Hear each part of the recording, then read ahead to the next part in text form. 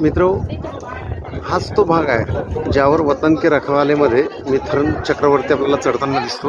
किल्ल्याच्या आतमध्ये आपण आहोत।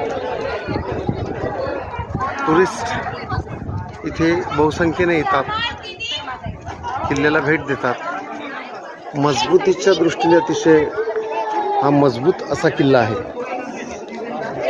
आपल्या सर्वांना माहिती आहे की स्वराज्य हे गोव्यापर्यंत फोंड्या किल्ल्यापर्यंत पसरलं होतं। यसाजी कंक यांनी फोंड्याचा किल्ला जो आहे तो घेतलेला होता, हे आपल्या लक्षात येईल। किल्ला खूप सुंदर आणि सुस्थितीत आहे। या भागावर सुद्धा जाता येतं, याला आतमधून जिना आहे।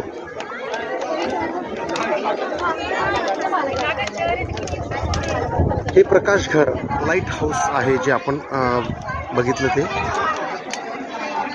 आणि